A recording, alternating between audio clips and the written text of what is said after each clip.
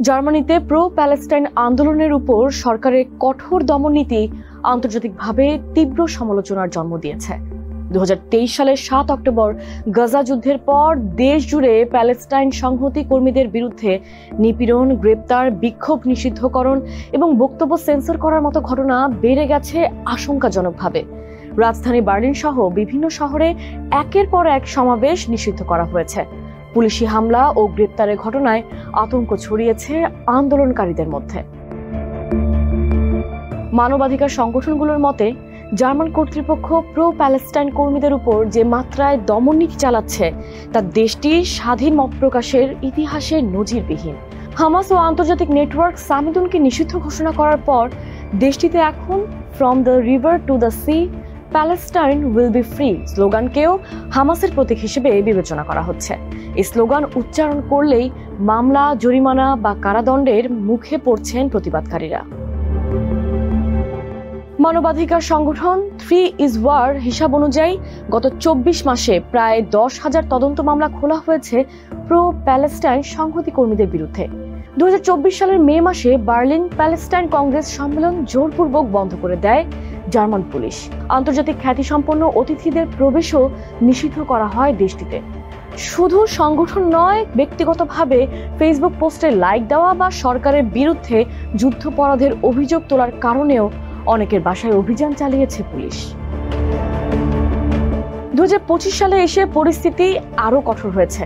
Palestine solidarity ডুইসবুর্গ সংগঠনকে নিষিদ্ধ করার পর আরও কয়েকটি সংস্থা ও কর্মীদের বিরুদ্ধে নতুন করে নিষেধাজ্ঞা আরোপের প্রস্তুতি চলছে।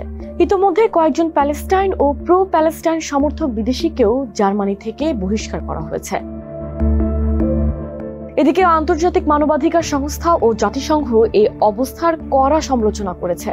2023 সালের অক্টোবরে প্রথমেই হিউম্যান রাইটস ওয়াচ জার্মান পুলিশের দমননীতি নিয়ে উদ্বেগ জানায়। পরবর্তীতে জাতিসংঘ মানবাধিকার পরিষদও বিষয়টি আলোচনায় আনে। 2025 সালের মে মাসে ইউরোপিয়ান লিগ্যাল সাপোর্ট সেন্টার জার্মানির এন্টি প্যালেস্টাইন দমননীতির প্রথম ডেটাবেস প্রকাশ করে, যেখানে 766টি নির্দিষ্ট সেন্সরশিপ, গ্রেপ্তার ও নজরদারির ঘটনা লিপিবদ্ধ করা হয়েছে। একই বছর জুনে ইউরোপ কাউন্সিলের মানবাধিকার কমিশনার জার্মান স্বরাষ্ট্রমন্ত্রীকে চিঠি পাঠিয়ে প্রতিবাদকারীদের উপর পুলিশের অতিরিক্ত বল প্রয়োগের অভিযোগ তদন্তের আহ্বান জানান।